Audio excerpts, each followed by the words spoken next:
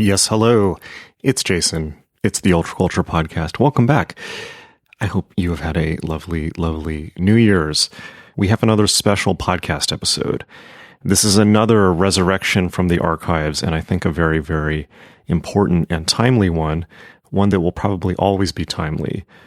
Some of you have probably read my first book, Generation Hex, which was an anthology of writing about magic from young people. It came out when I was 23 years old in 2005. It has been out of print for a long, long time. The publisher went out of business. I currently hold the rights and should really get it back out into print at some point, but it seems like there's always something more pressing. However, it's of course still available used. I often see copies going for like hundreds of dollars, which is kind of whack because it was $10 in the first place.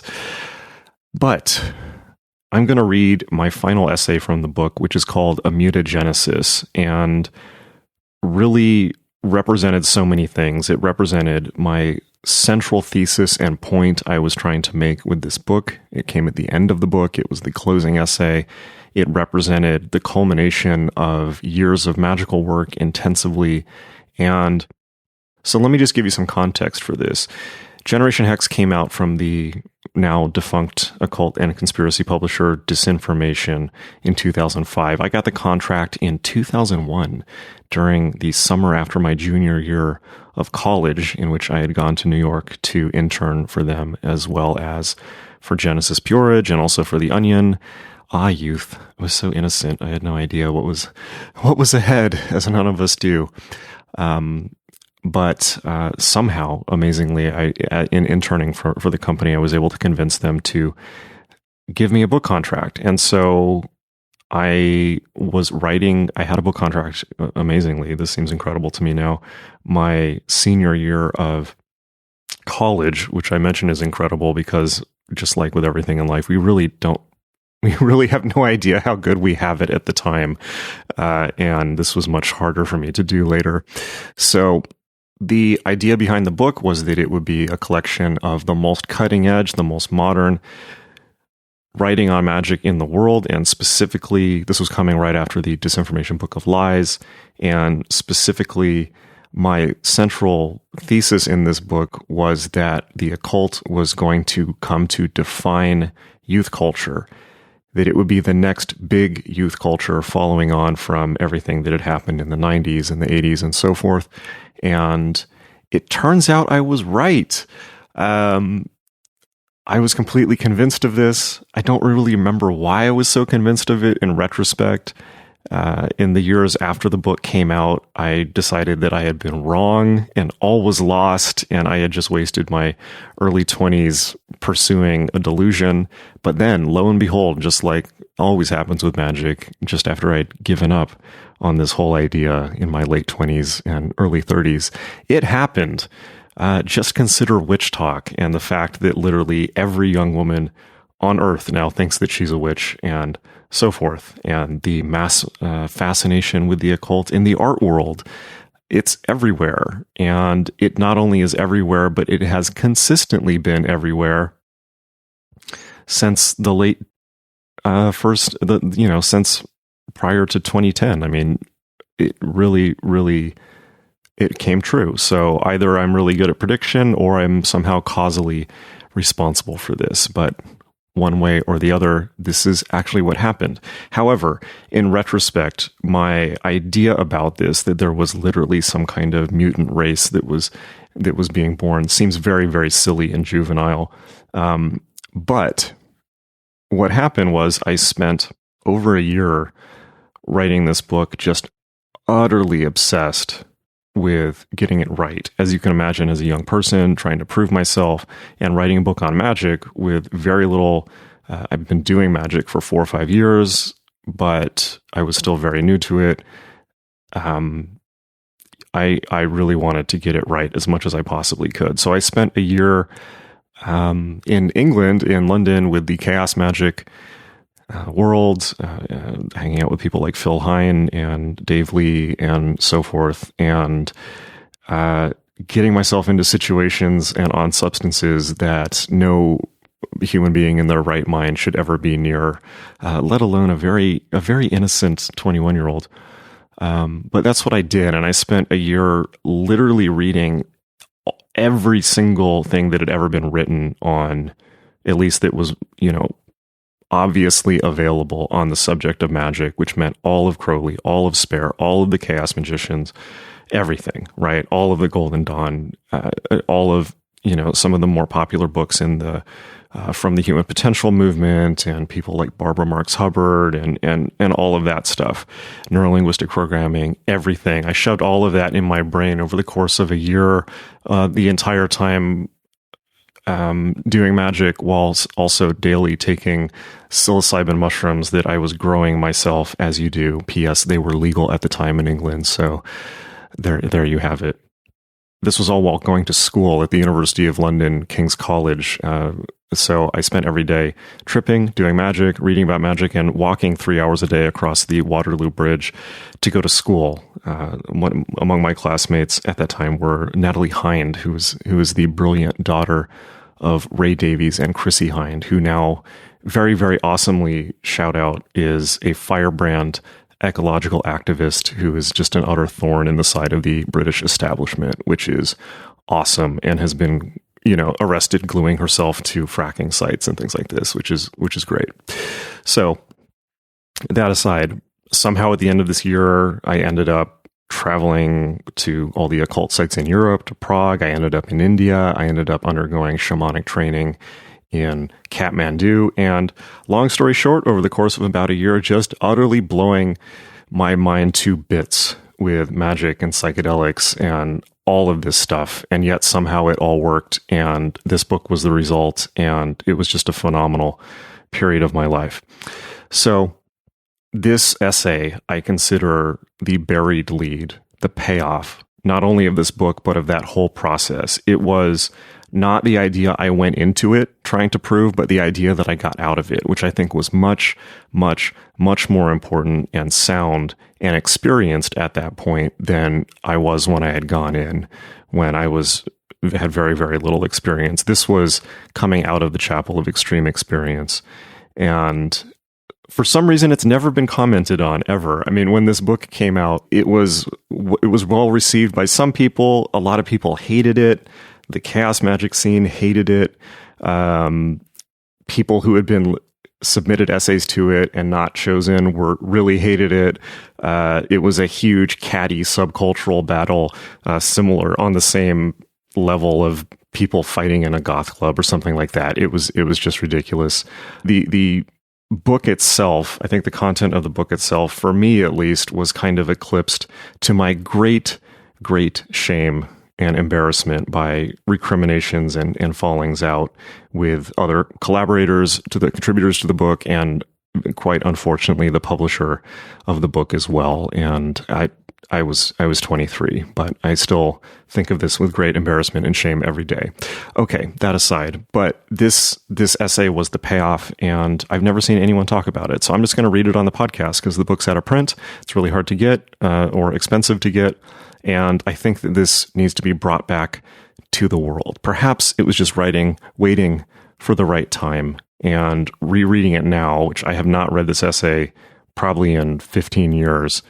It is really kind of ominous to me how prescient it was.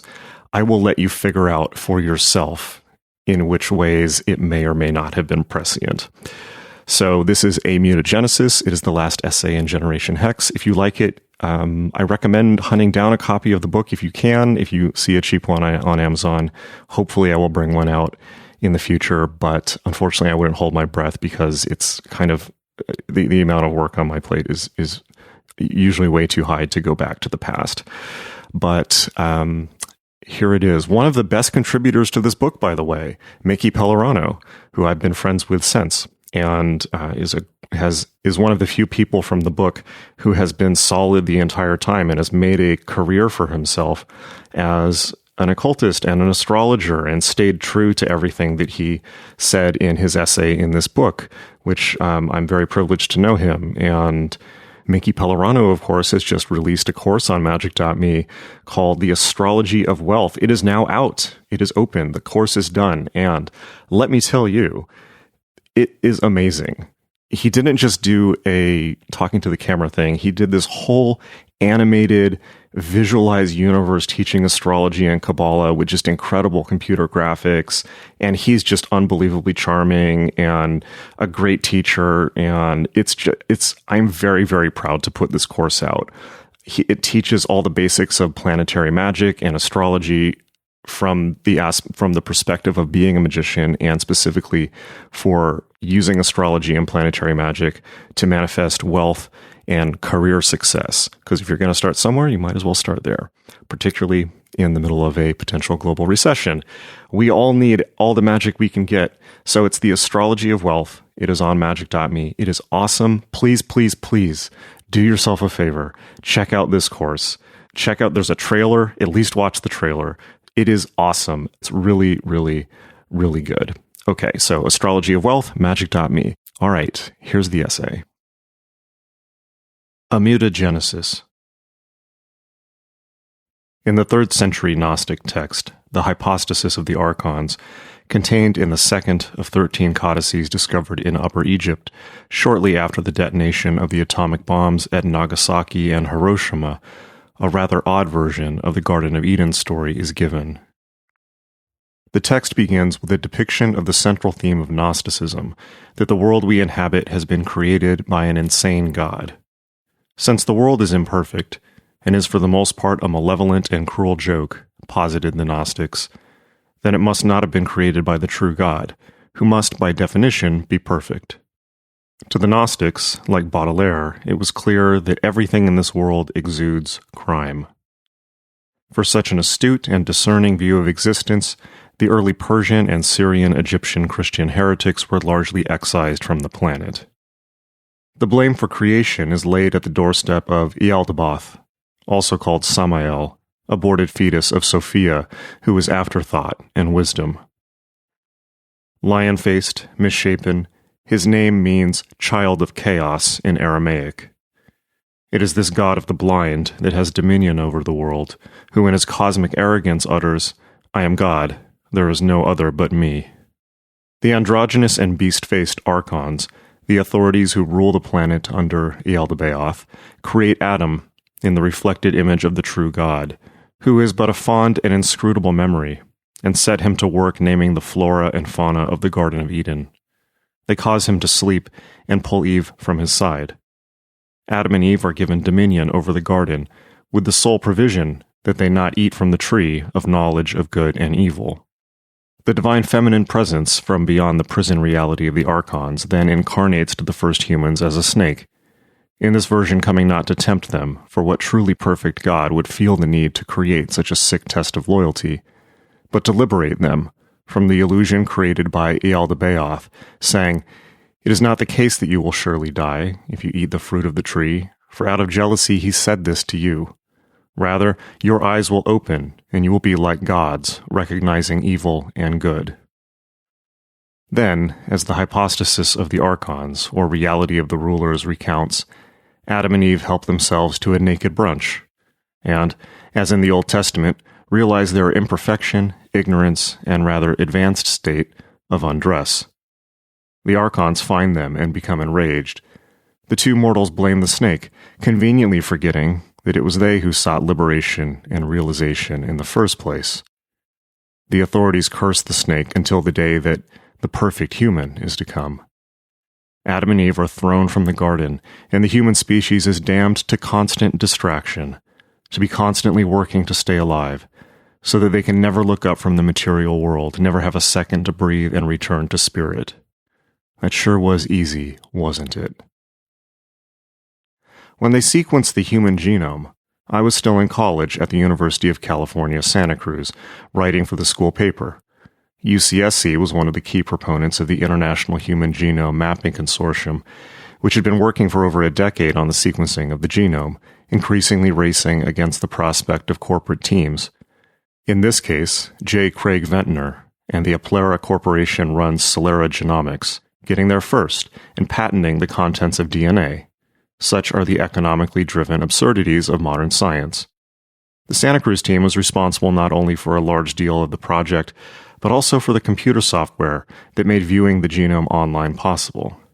The day after the genome was initially mapped, on February 12, 2001, I found myself in the computer science building talking to Dr. David Hausler, the team leader, while the jubilant group sipped champagne and watched the live satellite feed from the international project convening in Washington, D.C., where Jim Kent, the graduate student who had designed the genome browser, was representing the team. It's electric at this point, Hausler told me. The information we have is going to be accelerating at an unbelievable rate. We'll get a much better understanding of human disease by exploring the genome. Most of medicine up to now has been working blind. The 13-year Human Genome Project, as conducted in the United States, United Kingdom, Japan, France, Germany, and China, was fully completed on the 50th year anniversary of James Watson and Francis Crick's Nobel Prize-winning discovery of the double snakes of DNA. The project identified 20 to 25,000 genes, as well as the sequences of the 3 billion chemical base pairs that comprise human DNA. Since the genome was sequenced, we've begun to see the medical benefits of the project's completion, such as tests for determining genetic predisposition to diseases like cystic fibrosis and breast cancer. The holy grail of bioinformatics, the cure for cancer, seems not far away. As of this writing, the Human Cancer Genome Project, which will take an estimated 9 years and cost $1.35 billion, is just beginning its planning stages. It was not lost on me at the time, however, that medicine might not be the only application of such information, especially not in the dawn of Bush's America, especially not at the University of California where they built the bomb. It would be almost too easy to compare the cracking of the genome with the cracking of the atom. After all, the Human Genome Project's chief source of funds was the U.S. Department of Energy, originally known as the Manhattan Engineer District, established in 1942 by the U.S. Army Corps of Engineers to oversee the Manhattan Project, and whose top goal is, quote, to protect our national security by applying advanced science and nuclear technology to the nation's defense.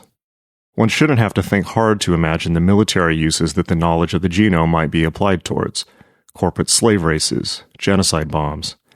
As the Washington Free Press reported in January 2000, quote, ominously, the Human Genome Project is currently being conducted under the auspices of the Energy Department, which also oversees America's nuclear weapons arsenal. While the similarity of the DNA of all humans seems to argue against the feasibility of gene weapons, British and other scientists were not so sure. In October of 1997, Dr. Wayne Nathanson, chief of the Science and Ethics Department of the Medical Society of the United Kingdom, warned the annual meeting of the Society that gene therapy might possibly be turned into gene weapons that could potentially be used to target certain gene groups possessed by certain groups of people. Quote, Nathanson warned that such weapons could be delivered to humans not only in the anticipated form, such as gas and aerosol, but also might be introduced into water supplies. Backing off of any suggestion that such weapons might be capable of eliminating the majority of the world's population all at once, he suggested that the weapons might be used not only to induce death, but to cause sterility and deformed births in the targeted groups. The result, just as certain as genocide, but a slower, more insidious, and therefore potentially undetectable attack. Current estimates of the cost of developing a gene weapon were placed at around $50 million, still quite a stretch for isolated bands of neo-Nazis, but well within the capabilities of covert government programs. End quote. The Human Genome Project is the third wonder of the American Empire, a massive scientific undertaking preceded and only matched for scope, effort, and Promethean hubris by the Manhattan and Apollo projects. The repercussions for humanity, it is expected, will be much greater than either of those previous endeavors. The American century has given us the ability to destroy the planet, the ability to leave the planet, and now, the ability to change the human essence itself. Swiss anthropologist Jeremy Narby has argued in his significant and convincing book, The Cosmic Serpent, that the essence of shamanism across the world is the communication with the genetic code. He cites the prevalence of snake imagery throughout shamanic cultures, including those from areas in which snakes are unknown. The twin serpents Quetzalcoatl and Tezcatlipoca of the Aztecs, the the rainbow snake of the Australian Aborigines, the Greek monster Typhon, the primordial serpent Ceto of ancient Egypt, the African Ouroboros, the Hindu serpent Sesha, the caduceus, the Tao, the Nehushtan of Moses, and the rod of Asclepius that has been the symbol of the medical profession since the days of ancient Greece. To these I would add Ida and Pingala, the double snakes of Kundalini, which go back to Mesopotamia circa 2600 BC, to the Eleusinian mysteries of Greece, and to Gnosticism. It's a tempting jump between the imagery of coiled serpents and the DNA double helix. But Narby indeed provides compelling evidence that, quote, shamans take their consciousness down to the molecular level and gain access to biomolecular information. While Narby takes into consideration shamanic and religious traditions from around the planet, his thesis is based upon fieldwork conducted by Ashaninka ayahuasqueros in the Amazonian Picus Valley of Peru. Since the Banisteriopsis copy vine that the Ashaninkan shamans use is native to the Amazon, and shamanism is a global phenomenon, there has to be more to communicating with the genome than ayahuasca.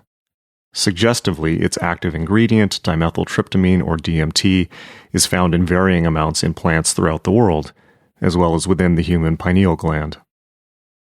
The access of and dialogue with DNA has been discussed in the literature of psychedelic shamanism, and congress with the genetic code is usually a power ascribed to potent psychedelic brews administered under heavily controlled situations.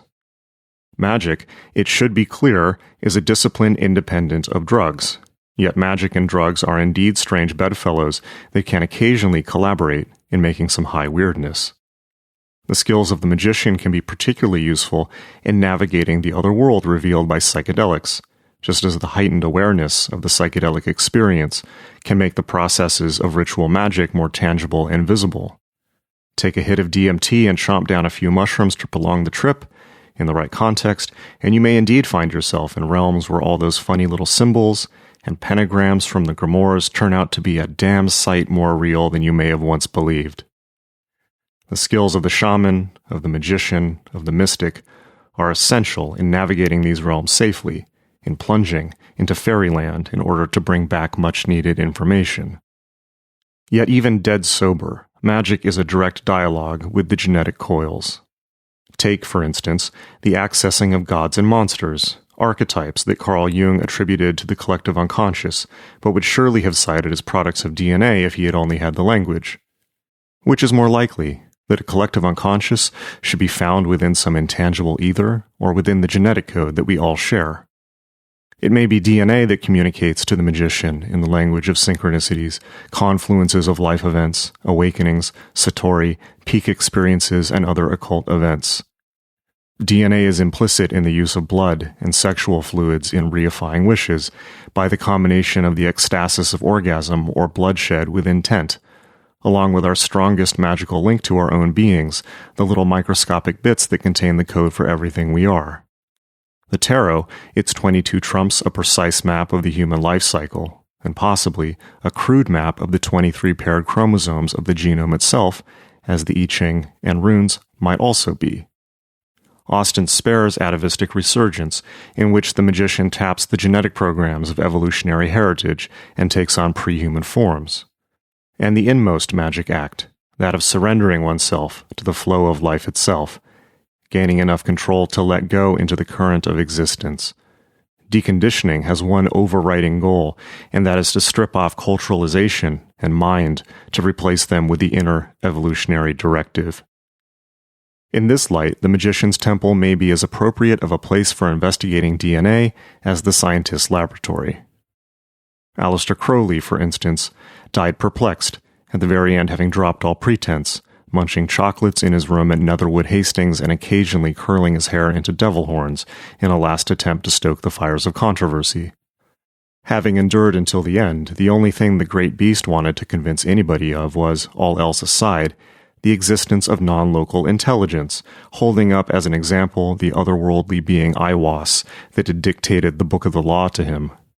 That there was something out there, and that there were higher and lower intelligences than the merely human at work on this planet. His experience has often been held up as an alien contact experience, with similarities to those of modern abductees. Crowley channeled 13 publicly released documents in his lifetime, 15 if one counts the vision and the voice and the Paris working, which are composed of both channeled and non-channeled material.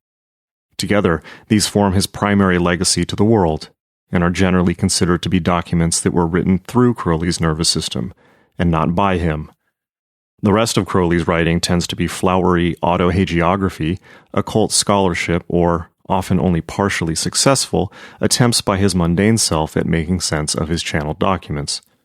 If Magick is largely a process of deculturalization, of the dispelling of illusion, of stripping away the slime of not-self, one onion layer after the next, and the discovery of true will by any other name, then Magick may be a process of communicating not with spirits and aliens, but with one's own internal faculties, and ultimately, the true heart of experience, the genetic code. Our own genetic programming may indeed be the master builder pulling the strings of history, or strands, as it were. As Crowley himself says in Liber Cordis Cincti Serpente, another of those channeled documents that represent either information directly given to Crowley by his genetics or by something of equal or greater perspective, I am the heart, and the snake is entwined about the invisible core of the mind. Rise, O my snake, it is now is the hour of the hooded and holy, ineffable flower. Rise, O my snake, into brilliance of bloom on the corpse of Osiris, afloat in the tomb. There are at least two routes to the literally occult knowledge of the genome. One is the Human Genome Project, which has given us the what and how. The other is magic, meditation, and shamanism, which can give us the why. The last century has been the build-up for this new genetic era, which will provide so many answers and solutions to so many of humanity's dilemmas, and pose so many more. With each technological advance, the potential of utopia comes closer, as does that of extinction. Human beings tend to create hell just 'cause. Where will the next Rwanda be? What genetic holocausts will be sparked by the use of the genomic code to produce weapons?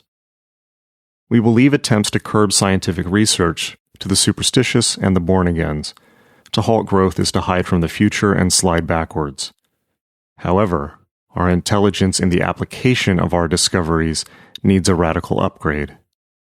Nagasaki and Hiroshima were the true parents of the great awakenings of the last decades, of our fevered rush to find any kind of spirituality not based on dogma, patriarchal domination, and death fetishism.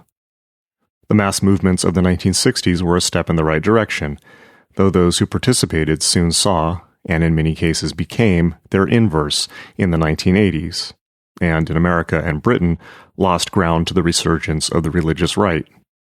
But the gnosis hasn't gone away. It just went underground, refined and armed itself, and is now re-emerging in a full magical onslaught. Our DNA is calling us home, to the knowledge of its inner workings and the wisdom and understanding to follow it into space. Why have generation after generation become obsessed with unlocking the doors of the inner planes over the last 100 years? Why occult revival after occult revival? Why the spontaneous discovery and mass popularity of LSD-25 and the upsurge of interest in other entheogens like psilocybin and DMT?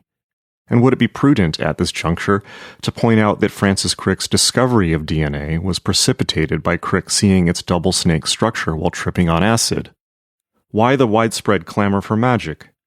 Why are we led across time and space following oblique destinies we may never comprehend? Could it be the 125 billion miles of DNA within each of our bodies, not to mention the DNA of the entire biosphere, the same for all life, awakening us to our innermost essence?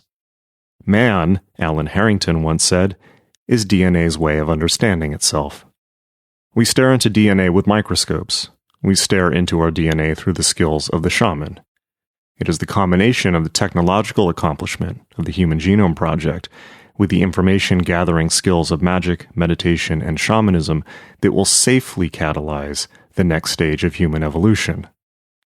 Like the entwined double serpents of the caduceus, it will be our aptitude with genetic engineering, combined with our ongoing shamanic dialogue with the genome itself, that will allow us to fulfill our genetic imperative and follow the directives from DNA itself in reworking ourselves into a species capable of solving its own problems.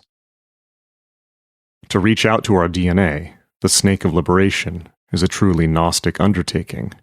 To call out to a hidden God who lies not in some far-off cloud, but within the vital life essence of each of us.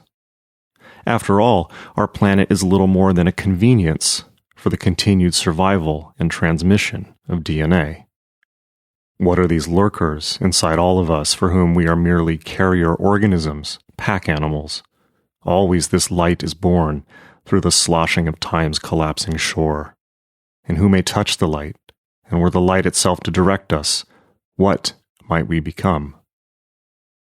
Species may go extinct, we may be racked by plagues and wars, but the DNA goes on, pulling the strings and evolving itself through endless forms until it finds a way to return to space. To quote Jeremy Narby, DNA and its duplication mechanisms are the same for all living creatures. The only thing that changes from one species to another is the order of the letters. This constancy goes back to the very origins of life on Earth. According to biologist Robert Pollack, the planet's surface has changed many times over, but DNA and the cellular machinery for its replication have remained constant. End quote. The theory of exogenesis, as first proposed by the Greek philosopher Anaxagoras and restated in the 20th century by the British astronomers Sir Fred Hoyle and Nailan Chandra Wickramasinghe, states that life may have in fact originated elsewhere in the universe. The constancy of DNA seems to bear this out. It's easy to imagine a meteor containing some kind of cellular material landing on Earth and life taking hold, propagating itself through endless recombinations until evolving an ecosystem capable of supporting the requisite intelligence, that is, us, needed to engineer travel to further planets. It hides as everything. As the 21st century opens, we are seeing a confluence of, on one hand, terminal fundamentalism, cultural gridlock, and unregulated military science, and on the other, the mass acceptance and refinement of the technologies for exploring the internal cosmos. The exploration of outer space will be no less of a gargantuan, mysterious, and important undertaking as that of inner space, and they have the same goal: ensuring the survival, propagation, and positive mutation of the human species. As this inner space age continues, we continually hear the admonitions of the small-minded, that we should not play God, for we will soon incur, quote, his fiery wrath. But what is magic, if not the realization of the divinity of man? The divine and non-local hidden intelligence that underlies the masks we mistake for self. God is hidden within. Take any instructions for spiritual attainment, and replace the words God, Allah, or the Holy Guardian Angel with DNA, and you will quickly see countless methods laid out before you. The central idea here, that the quote proper use of magic is in genetic engineering, which will produce the true mutant species, erupted in my mind as a sudden revelation from outside, while riding with the Dalits in a train crossing the plains of Uttar Pradesh, central India, during a grueling 30-hour trip between Varanasi and Jodhpur, Rajasthan. It came as the solution to the problem I had been working on for the previous year, that is, how magic relates to human evolution, and spontaneously emerged from a deep enough level that it itself seemed to be a communication from my own DNA.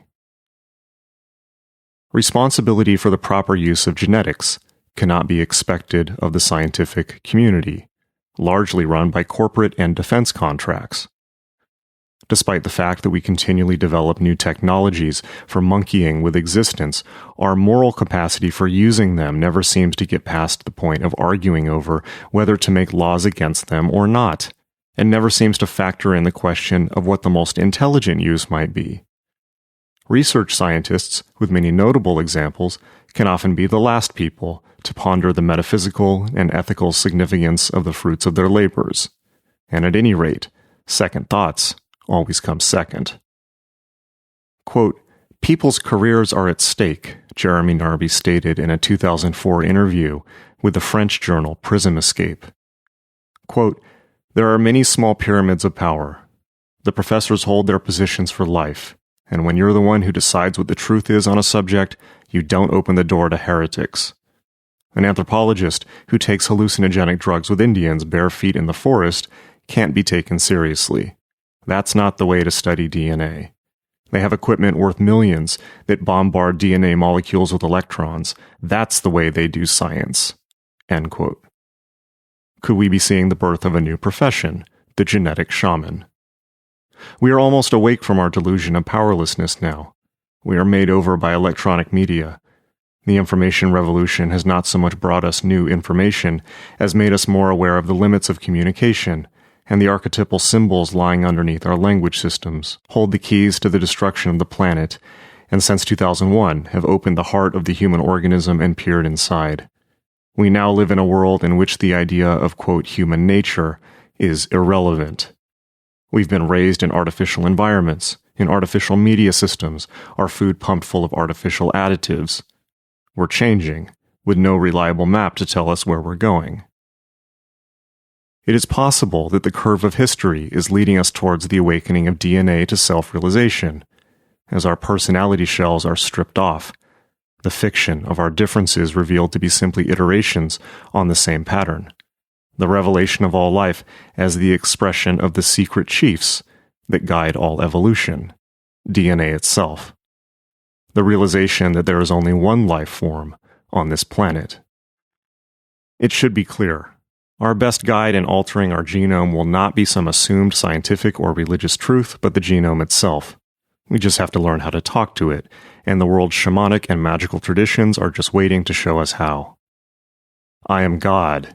There is no other but me," cries Yaldabaoth in his blind fury. Such is the first pillar of Islam. La ilaha illallah Muhammadan Rasulullah.